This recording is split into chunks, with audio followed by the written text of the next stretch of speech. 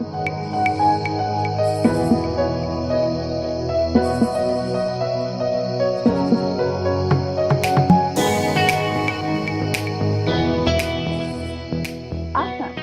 So, all right, so you guys heard a little bit about Jose's story and sort of what he's doing now. But Jose, do you maybe, if you're comfortable, tell a little bit more about what you're doing now? Because I think sort of how you're leading sort of a development program in itself might resonate with our students. Yeah, definitely. I think tough act to follow, the keynote speaker. He was great, but a lot of that resonated with myself as well. So if it's okay, I'll go into kind of my background, how I got to where I'm at, and then kind of what I do now, if that's okay. Similarly, first generation. So grew up in Southern California. Parents didn't go to college. So really kind of trying to figure out my journey to the professional world was a little tough and challenging at times. So moved up here to San Jose. Kind of wanted to get a brand new start, kind of reintroduce and reinvigorate myself, I guess. So ended up at San Jose State, got my undergrad in psychology. Similar to what the keynote speaker mentioned, didn't really know what I wanted to do. I like psychology, but didn't really know the career path. So when I graduated, I was looking to apply for master's programs and kind of looking to see what the next steps were. At that time, actually, my sister-in-law was working at Bank of America. So she kind of gave me some career advice, and I applied as an entry-level teller. So I started there, worked there for 6 months as a teller, got promoted pretty quickly, did the personal banker role, and kind of kept moving up. I got a couple different opportunities to go through development programs myself, where the company invested and sponsored me to get licensed and kind of train me. So I did the advisor role where I was doing wealth management and investments, so helping people manage their retirement, their portfolios, so their stocks, their bonds, that type of thing. Really liked that role. And then later on, once again, got the opportunity to get some mentorship, get some development through development programs, once again through the firm. So I did that, and then took on the leadership role in 2019. So a little bit about what I do now. So pretty much I manage a team of advisors and advisors in training, about 30 that I have right now. So anywhere from Cupertino to Monterey, Carmel, and everywhere in between. And really, what we do is, once again, my job is to train, develop, hire, to really help them kind of, help clients with their wealth management needs, so their financial planning. I also manage the interns during the summer, as well as help with the hiring process as well in the Bay Area here. So a lot of it's development that I kind of do with my team and kind of my area, I guess, within the firm. I'm currently also pursuing my MBA at Santa Clara University, so right down the street. And I stay pretty involved within the employee networks within Bank of America, as well as outside of Bank of America as well. So that's kind of how I got interested in this program, and kind of that's why I'm here in front of you guys today. Awesome. Thanks, Jose. All right. So you guys have heard Jose's story, and he is here to offer you any advice or tips or answer any questions you might have. So does anybody have questions? You can put it in the chat, or you can feel free to ask. We're a smaller group, so we don't need to raise hands. I think we'll be okay just kind of going around the room. And so in this, I believe you're planning to also go over how to write a message to a mentor? Or? Yeah. So we can start with that. Perfect. Yeah, I think so. I've had people reach out to me in the past, either via LinkedIn or email, and then I myself have reached out to people in terms of mentorship. I think it's keep it simple at the end of the day. Really explain who you are. I think playing the student card goes a long way, especially if you're looking to get into the professional career or career destination. And I think at the end of the day, it's just letting them know that you're looking for advice or guidance. Most people are willing to help, but if you don't raise your hand and ask, they really don't know how. So if you're looking to, set up like a coffee chat with a professional in the industry that you're looking to get into, just let them know, hey, I'm a student, I'm looking to get into that industry or that role. Could we set up a meeting to, chat, or, could I ask you a couple different questions type of thing? I think that's kind of the first initial introduction, and then from there you can kind of build off of that. Hopefully that makes sense. Or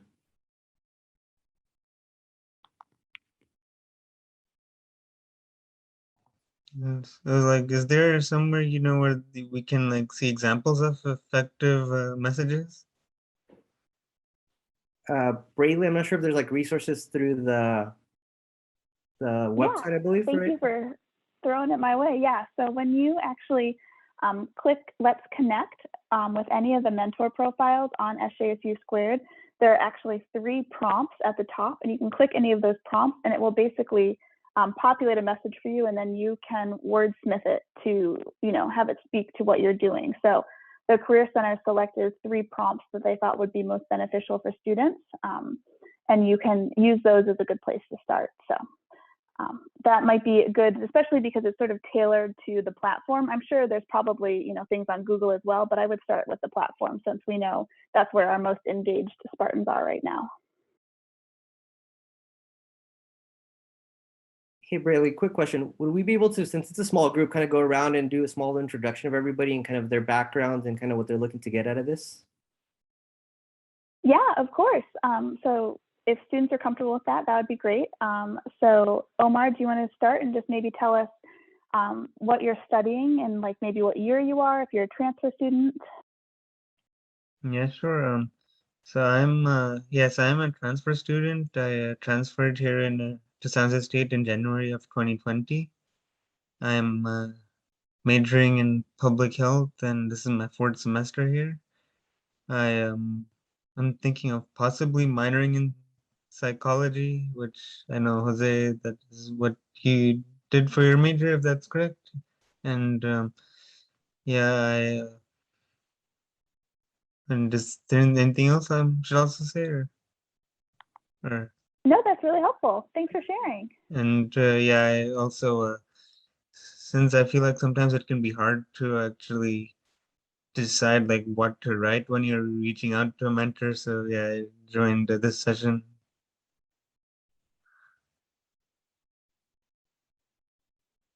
All right, Chris, are you comfortable sharing a little bit about yourself? Oh, sorry, was that me or what? Yes, I'm throwing it to you now. So my name's Chris. I'm a 3rd year business major. And I guess throughout college, I've always had this like decision paralysis.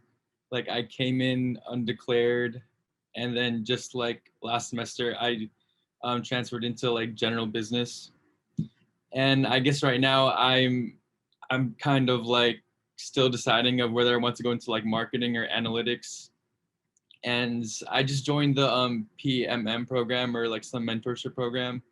So I really want to like talk to someone who's graduated into business, and I kind of want to see how they're doing after they graduate. But right now I feel like at the start I haven't really done anything, so I'm really starting to look into like mentorships and trying to apply to like internships and stuff. But yeah, I still don't really know what I really want to do after I graduate at this moment. But yeah, I'm taking steps towards like finding out right now. That's awesome. I think Jose would agree that I think a lot of students are probably in your shoes and not all of them take action. So that's really, really awesome that you're working on that while you're still a student. So congrats for that. And then Navita, are you able to tell us a little bit about yourself? Sure. Hi, my name's Navita.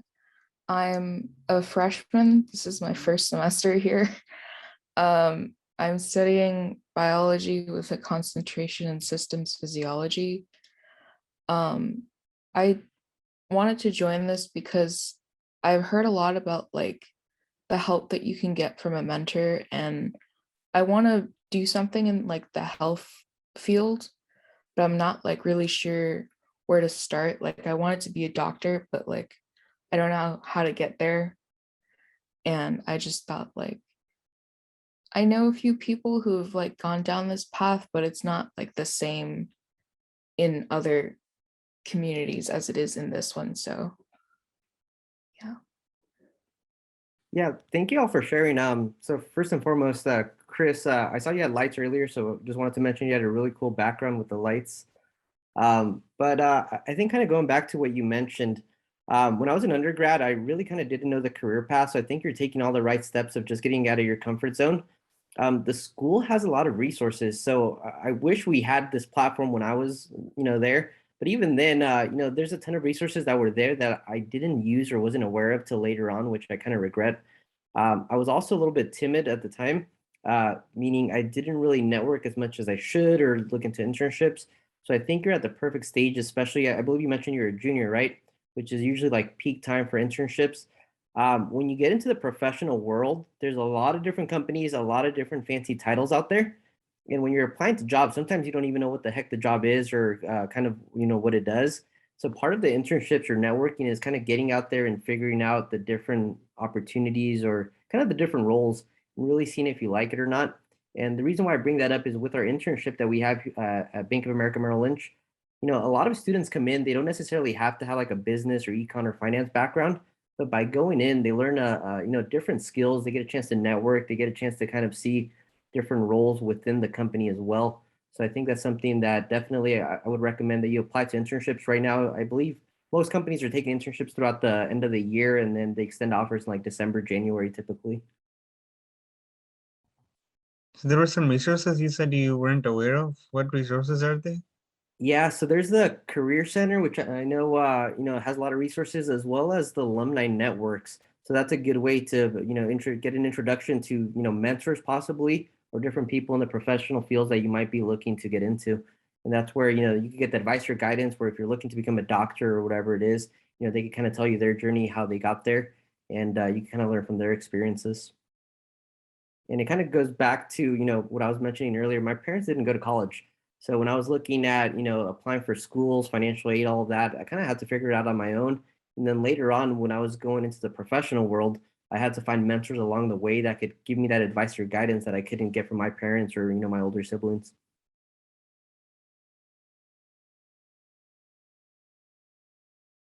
Do you guys have any more questions about how to write a message? If not, I have questions, but maybe we'll spark some ideas for you all. Do you guys have more questions for Jose about sort of how to write a message and maybe how to get that door to open for you when finding a mentor, or even just seeking advice, right? It doesn't even have to be a formal mentorship, right? Just sort of being able to ask for advice.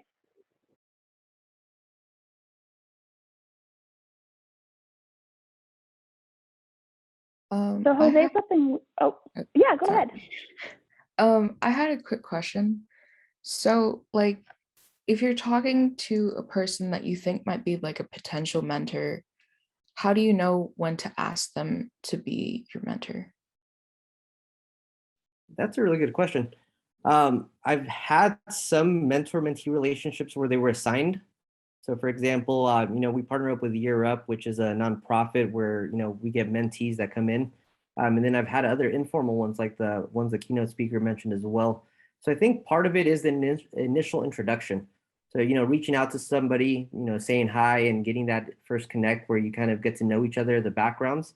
And then from there, I think if there's some sort of rapport between the two. So, if there's some sort of connection that you see, as well as if there's professional experience that you think you could learn from that person, I think that's where it's okay to ask, for that formal mentorship.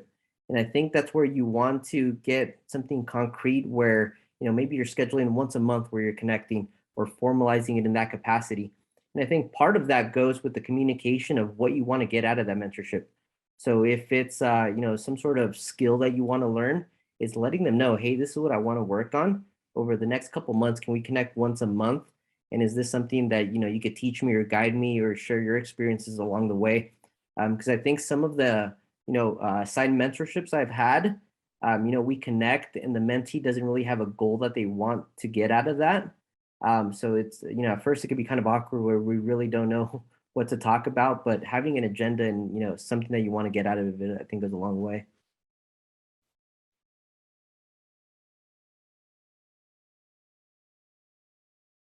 That is really good advice. We've heard from countless mentors that they find some of their best mentees are the ones who are engaged, right? Who come with questions or who come with something they want to accomplish. They're not necessarily sure how to accomplish it, but they know they want to get somewhere, and that they realize that the mentor can help them with that. So I think what you said about you don't have to know all the answers, but starting to ask the questions really helps the mentor as well, right? When you reach out, it really helps open the door, and it doesn't waste time, I guess. Maybe that's a good way to say it. And then kind of adding to that as well, one of the things I experienced when I was a mentee myself as well, it's just being able to take kind of the feedback and then really incorporate it. kind of like a sponge, absorbing everything, and like anything else in life, you get out of it what you put into it. So if you're getting feedback, it's taking that to heart and kind of working on that. Because I think if you get feedback and really don't do anything with it, then it kind of defeats the purpose as well. So sometimes you have to put your pride aside for that as well. And sometimes it is a humbling experience, but it's all for the better. It's for improvement.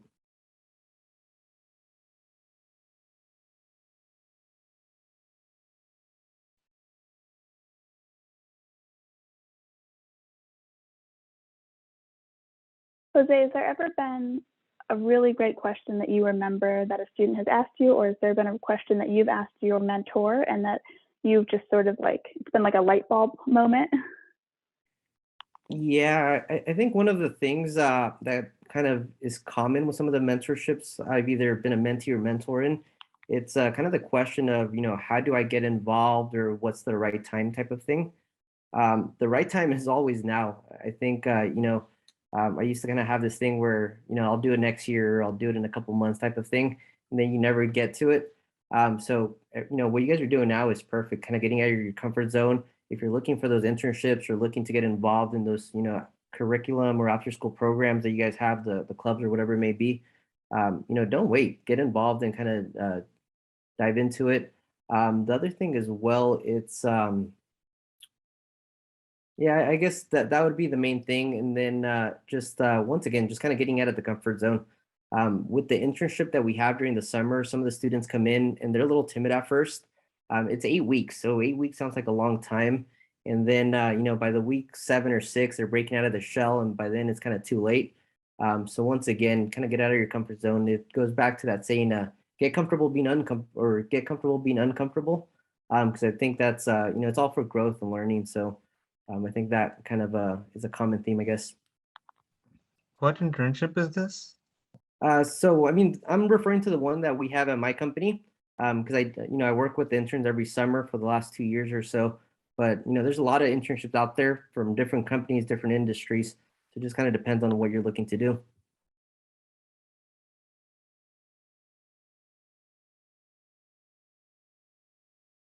All right, so we have about 2 more minutes. So do the students have any sort of last minute questions or anything that's sort of percolated as, Jose's been sharing his story and giving you some tips and advice? Feel free to ask away. I don't have any questions, but I wish I had more, but I just wanted to thank you guys because I really found this informational, and I feel like I kind of know what to expect from my upcoming mentorship program right now, and kind of what to ask and stuff. But yeah. Yeah. Thank you for this. Yeah, Yeah, of I course. feel the same way because I have no idea anything about this community yet. And I think this is a really informative way to kind of start my year off. So thank you. Yeah, one thing I would recommend is, if you guys have any questions, feel free to reach out. I think my contact information's on there, as well as, the other speakers. Connect with each other. I mean, you guys are building connections with each other as well, and you guys are all students on campus. So many of you have the same, goals or classes or whatever it may be. So I think this is all about, once again, networking and building connections. And then Jose, I'll shamelessly plug that they can connect with you on the platform, right? So they can search your name, they can search your major, they can search your company. All that information is on our slide deck. And yeah, please connect with Jose there. And it's also just a good way, like Jose said, you can start getting more comfortable on the platform and, finding more mentors to connect with. So, all right, everybody can leave the breakout room, and we're gonna head back to the main session. I'm gonna close us out. So thank you so much, Jose. Thank you.